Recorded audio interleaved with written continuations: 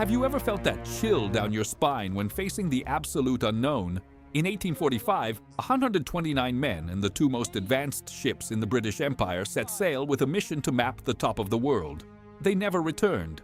For more than a century, the fate and agony of that crew became the greatest and darkest mystery in all of naval history. But the ice finally began to give back its secrets. 170 years later, the wreck of one of those giants was found.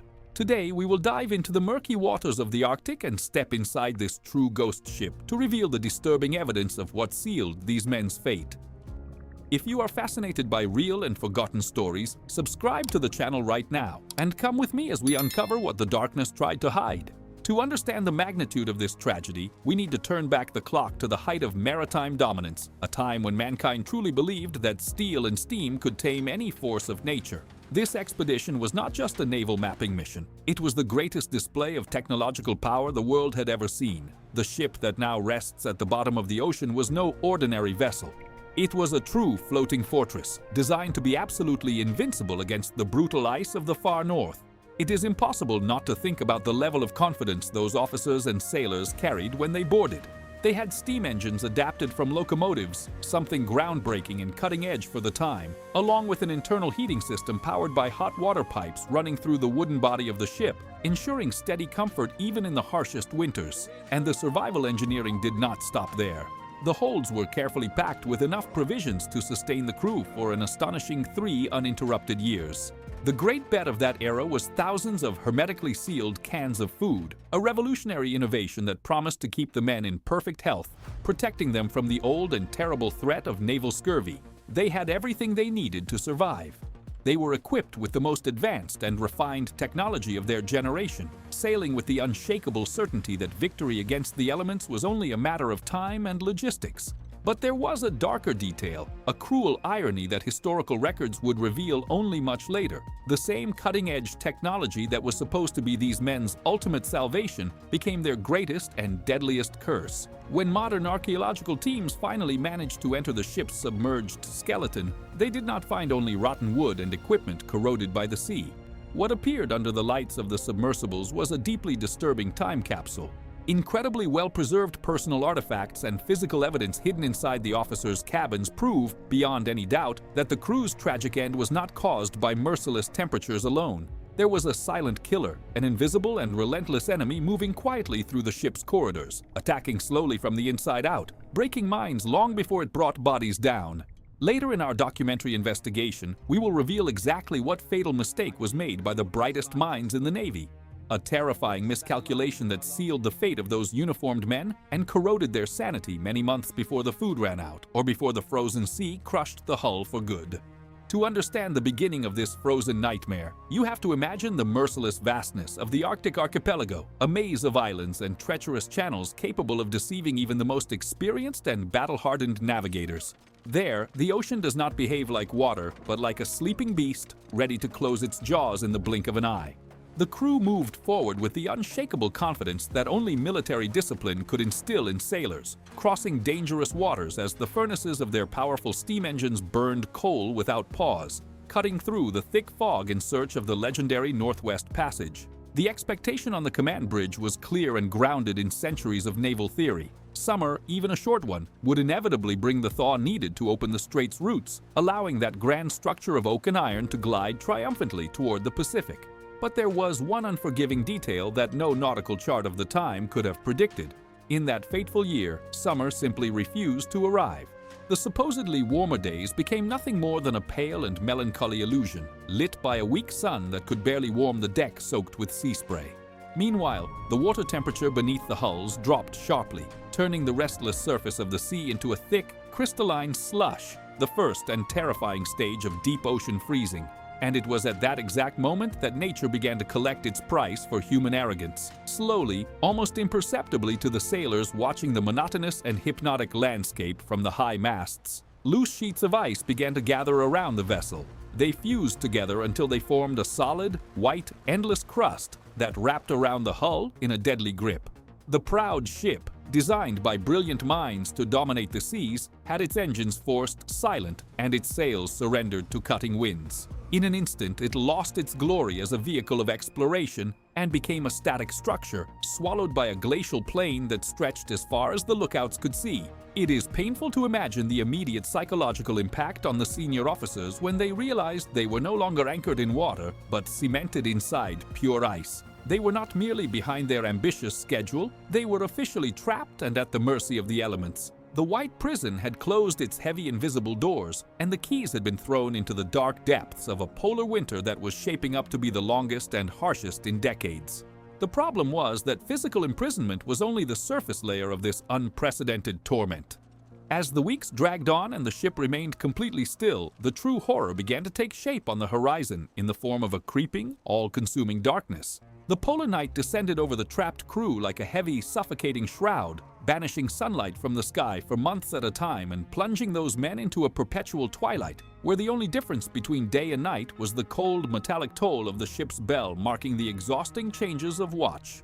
Have you ever imagined the mental impact of living confined in a narrow space without seeing a single beam of sunlight for an entire quarter of the year? Breathing the same stale air over and over again, thick with the dark soot of oil lamps and the toxic coal smoke burning deep inside the ship to keep the heating boilers running? The moisture from the heavy breathing of more than 100 men quickly condensed on the frozen, damp walls of the lower cabins, forming thick layers of internal ice that occasionally melted over the hammocks, creating a soaked, freezing, rotting environment that began to weaken not only the sailors' physical endurance, but their sanity itself. And if absolute darkness and cutting cold were not enough to break the crew's spirit, there was also the relentless, uninterrupted auditory torture echoing through the wood. The ice surrounding the ship was not static or peaceful. It was alive, dynamic, and monstrously heavy, shaped every second by invisible underwater currents and furious surface winds. As millions of tons of ice blocks collided, scraped, and piled over one another along miles of compression ridges, indescribable geological forces were discharged directly against the sides of the vessel. Accounts from navigators who survived similar conditions describe the sound of crushing ice as the long, desperate moan of 1,000 souls being tortured at once, a deafening groan of thick beams strained to the absolute limit of physical rupture, frequently broken by dry and violent cracks that sounded exactly like cannon fire in the silence before dawn. With every thunderous snap of the squeezed hull, hearts raced in the dark, because everyone there, from the highest-ranking commander to the humblest stoker, knew perfectly well that if the external pressure increased by even the smallest margin, the wood would give way catastrophically, and the ship would be crushed like an empty walnut shell. This macabre psychological roulette turned the strict routine of discipline into a daily and exhausting exercise in pure existential terror. The cold was a force of its own, almost tangible and cruel, finding microscopic gaps through the wooden hatches. No amount of heavy overcoats seemed enough to insulate the human body, and any piece of metal accidentally touched with bare hands could tear the skin away in an instant. Outside on deck, when the howling wind and snowstorm finally gave them a brief pause, there was no expected relief of heavenly peace. There was only absolute silence, terrifying and deafening. A sonic void so deep and crushing that men reported being able to hear the sound of blood rushing through their own veins, a constant biological reminder that they were the only living and fragile thing still pulsing inside a vast, dead, motionless desert. It is crucial to understand that the military doctrine of that time demanded, almost fanatically, that decorum, impeccable posture, and rigid hierarchy be maintained at any cost, even on the edge of total annihilation by cold. Senior officers still insisted on dressing formally, dining at tables covered in fine linen, using polished silverware and delicate crystal glasses to consume canned rations under flickering light, while the world outside conspired day and night to destroy them. This stubborn insistence on preserving manufactured civility in the middle of brutal Arctic chaos only intensified the sickening, suffocating sense of unreality inside the wooden prison. There was a painful and striking contrast between the pale shine of silverware in the spacious upper cabins and the thin, filthy, hollow faces of exhausted sailors in the cramped holds below the waterline. They did not yet know it, but the chronically confined air, the sharp lack of fresh nutrients in their diet, and the extreme closeness of their confinement were preparing the perfect breeding ground for that invisible enemy, which we will examine in depth later, to begin its relentless and silent march through the bloodstream of every man on board. The White Prison was no longer just an impossible geographic captivity. It had become a biological and psychological time bomb. Now let us leap forward in time, leaving behind, for a moment, the tactile and claustrophobic despair of those trapped sailors, and crossing the immense barrier of more than a century and a half to our own time, the exact moment when the eternal silence of that white vastness finally began to break under the persistence of modern technology. To understand the true archaeological miracle unfolding beneath those waves, we first need to understand a fascinating physical phenomenon about the ruthless waters of the Arctic. In almost any other ocean on our planet, a heavy wooden ship that had sunk would almost certainly have been completely devoured by relentless marine worms and aggressive saltwater corrosion, reduced to a faint and unrecognizable outline on the dark seabed. But the greenish, murky water of that incredibly remote region, constantly hovering near freezing, does not act as an agent of natural destruction. Instead, it functions like a gigantic silent and shadowy geological refrigerator, only 36 feet deep. It may seem unbelievable to any experienced navigator, but for exactly 170 years, the grand vessel that once represented the highest pride of an empire's naval power rested in incredibly shallow waters. It had been there the entire time, but it remained untouched and protected from hunters and curious human eyes because thick, heavy, impassable layers of ice shield the surface of that strait for most of the long polar year. Only with the rapid advance of modern remotely operated underwater vehicles were researchers of our time finally able to pierce the green darkness of that aquatic time capsule. Try to picture the electric tension, the racing hearts, and the cutting silence that filled the control room of the modern research vessel when sonar detected the first solid, unnatural anomaly resting motionless on the bottom of that frozen channel. When the cold artificial lights of the underwater robot methodically swept across the fine silt of the seabed and the unmistakable massive silhouette of a broken mast slowly emerged from the deep gloom, the entire archaeological world simply held its breath.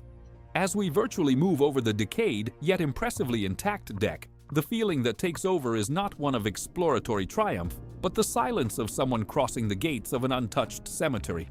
The underwater scene revealed by high-precision lenses is a massive crime scene preserved at the bottom of the sea. Notice the heavy iron cannons resting motionless, covered by a thin greenish crust of marine growth. And it was during this exploration that the searchlights crossed an object that made historians' hearts stop, the famous bronze bell.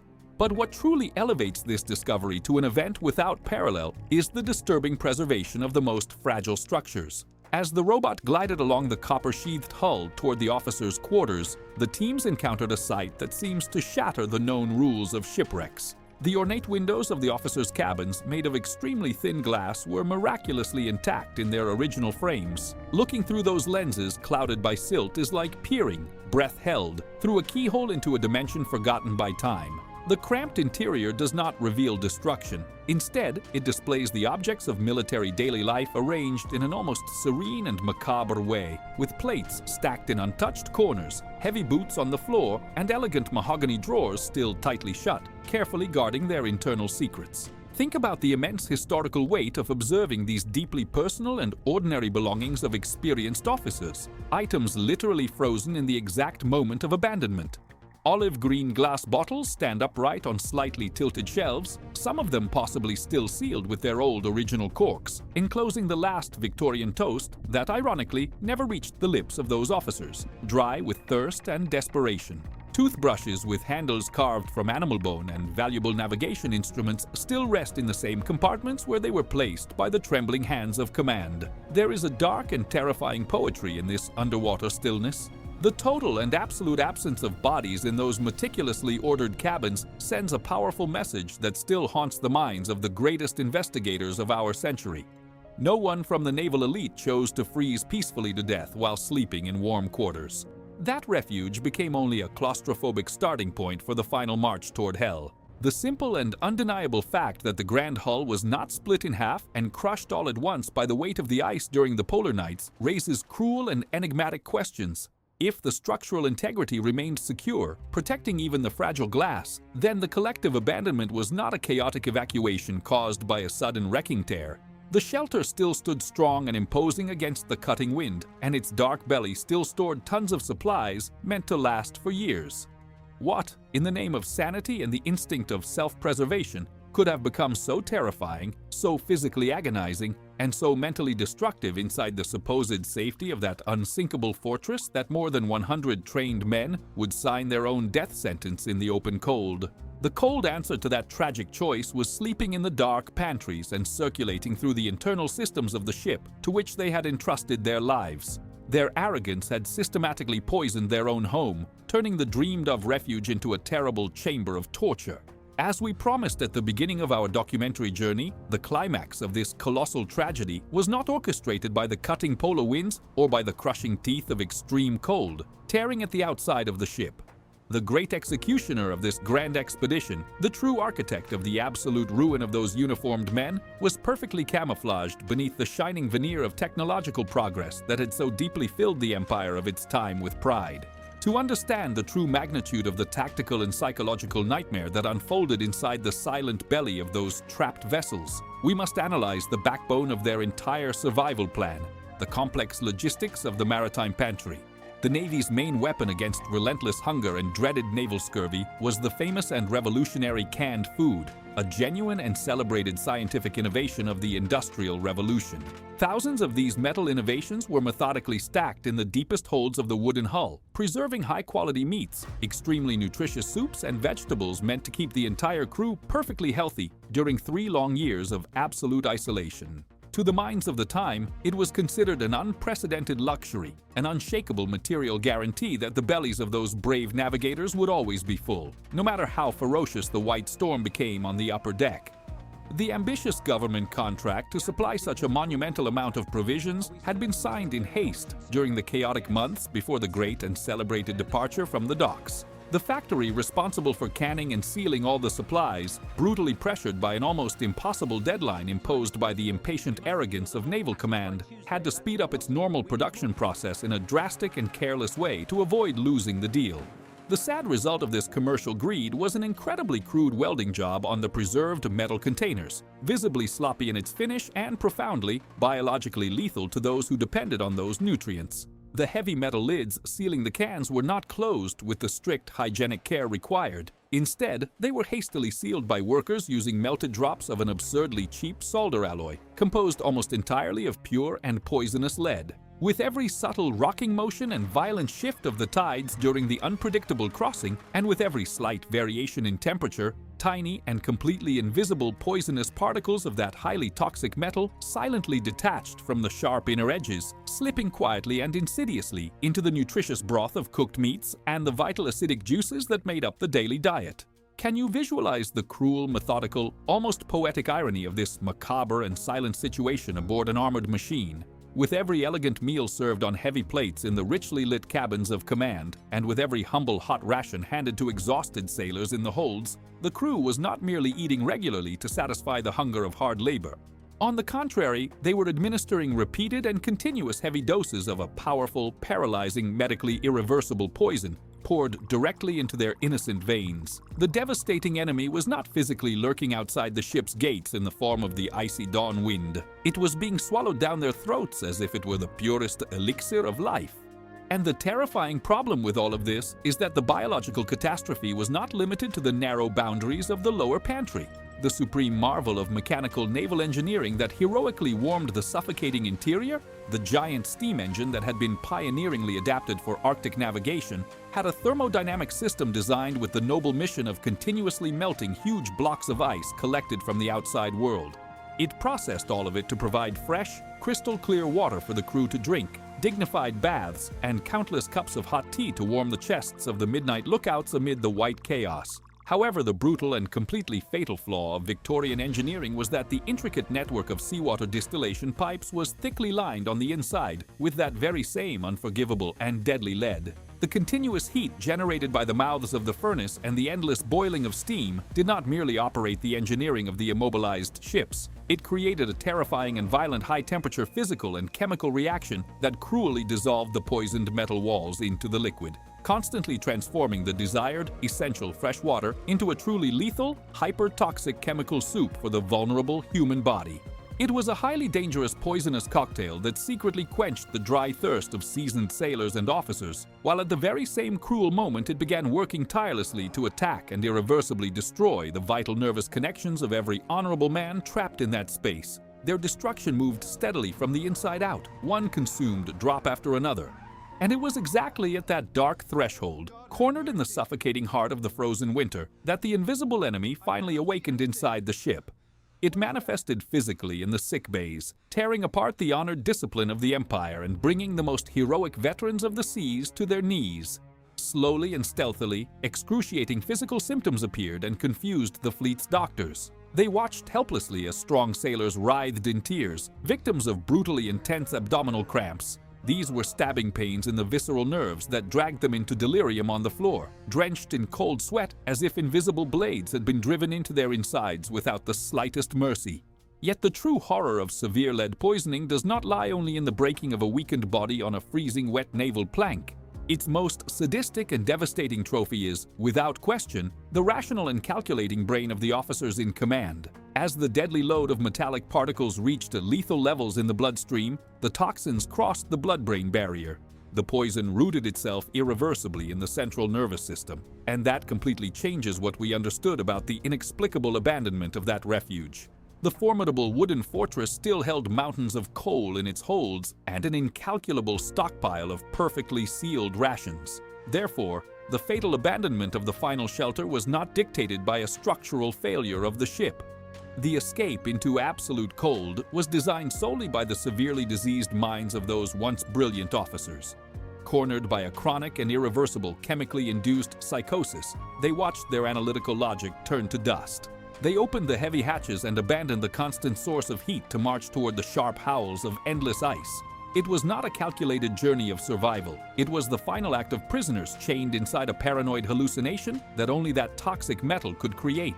In the spring of 1848, when the weak and muted light of the polar sun finally began to tear through the absolute darkness of the most merciless winter those men had ever witnessed, the survivors made the most desperate and tragic decision a military mind could conceive. Driven by a corrosive delirium fueled by deadly lead running loose through their veins, and by the acute hunger already consuming their bodies beneath heavy wool coats, the High Command ordered the final abandonment of that wooden fortress, which, despite being absurdly cold, still offered the only real physical barrier against the relentless fury of the Arctic blizzard. The dead weight of those enormous, solid oak boats, originally designed to float smoothly on calm tides, became a true burden of pure torture when dragged over ridges of brittle ice. With every mile advanced in extreme agony, the heavy load demanded its brutal price in sweat, blood, and pure cardiovascular exhaustion, while improvised harnesses of hard leather and thick rope cut and sank mercilessly into flesh already weakened by chronic malnutrition. They genuinely believed, in a sanity shattered by toxin and cold, that they could walk hundreds of miles across that white desert until reaching some hunter's outpost or the mouth of a saving river. And the darkest part of that irrational march is that they refused to leave behind the dead weight of vanity.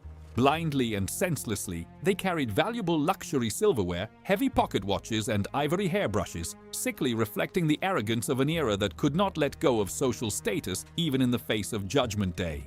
But there was a deeply disturbing and obscure detail about the terrible, agonizing days that followed this irrational abandonment, a raw detail that the wounded pride of Europe's grand naval academies tried compulsively to sweep under the rug of history for more than a century and a half.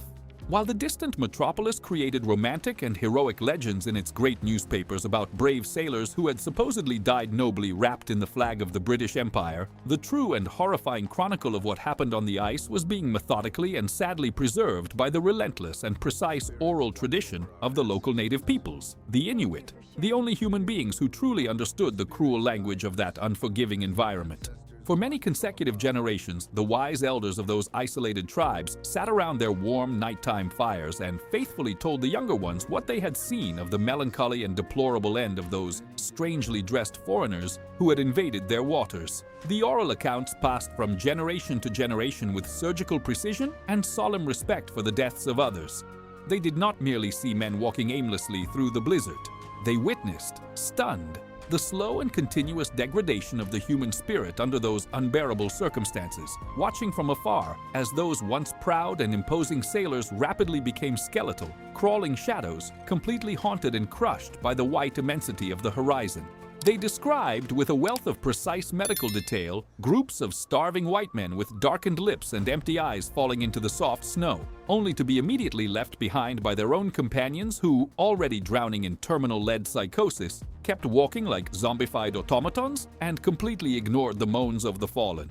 And it was in this exact inhospitable and devastating landscape that our story reaches its most critical, incredibly dark, and unimaginable point, especially under the strict standards of decorum demanded by the Central European governments of that golden age. The heavy Inuit accounts went far beyond the simple story of men freezing to death on open ice. They described the appearance of small, bizarre, chaotic camps hastily built along the rocky coasts of nearby islands, where the terrible madness of hunger reached its most animal and desperate stage. And that changes everything we once read in the romantic old archives of the official Navy, because when persistent archaeological field expeditions finally stepped onto those forgotten beaches many decades later, their surveys immediately brought to light the irrefutable and terrifying proof that those native voices were not children's myths, but the coldest and purest biological and historical truth of the undeniable facts. The human remains and whitened bones unearthed by archaeological tools displayed, unquestionably and clearly under the cold lens of modern forensic microscopes, straight marks from methodical cuts made by the precise edge of sharpened steel blades. It was the sad, painful, and heavy documentary evidence that, in the final and excruciating moments of that hellish march, with the food gone and no glimpse of salvation on the foggy horizon,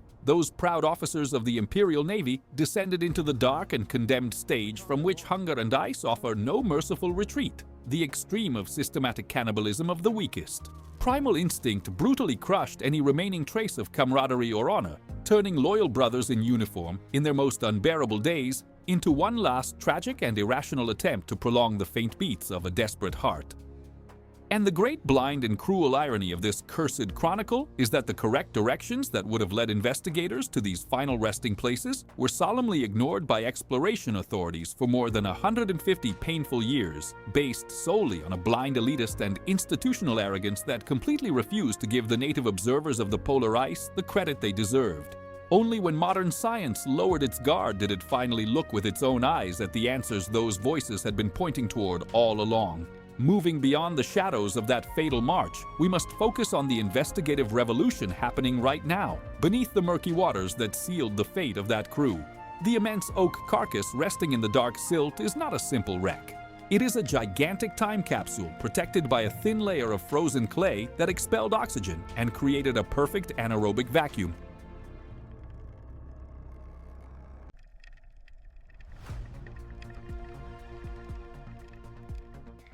Thanks to this silent miracle, modern archaeologists descend into the old cabins of command to recover items of terrifying simplicity, such as winter shoes that still have their laces perfectly tied by the trembling hands of their owners. But there is an even more overwhelming detail that keeps the investigative elite awake at night: the electrifying certainty that leather journals and old daguerreotype cameras may still be waiting intact inside sealed drawers. The frozen abyss pulses and waits patiently to reveal written confessions and the raw terror etched into the pupils of those leaders in the instant they understood that no rescue would come, forever rewriting the painful answers of this unforgiving past.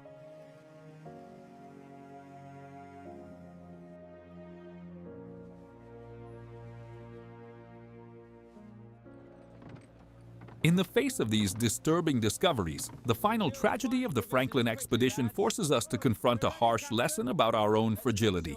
The British Crown invested its most valuable resources to forge an invincible naval machine, crossing the hostile top of the world with the same arrogance with which it sailed the calm waters of its home ports. And yet, the great ship did not fall quickly in a heroic battle. It was defeated invisibly and corrosively by a molecular enemy hiding lethally inside its own cans of food. The same Victorian pride that drove them to challenge the ice prevented them from recognizing the poison running through their veins, transforming a majestic achievement into an irreversible descent into the abyss of madness. Today, the perfectly preserved oak carcass in the silt does not rest as a forgotten wreck. It rises solemnly as an imposing underwater sanctuary to blind ambition. It guards the final secrets of those men for eternity, serving as a physical and relentless reminder of nature's absolute dominion. And it is precisely so, voices like these do not disappear into the abyss, that we continue to explore the past.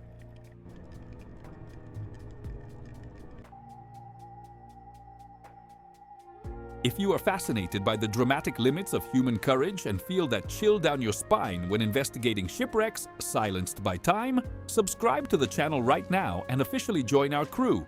Thank you so much for watching, and I will see you on the next expedition.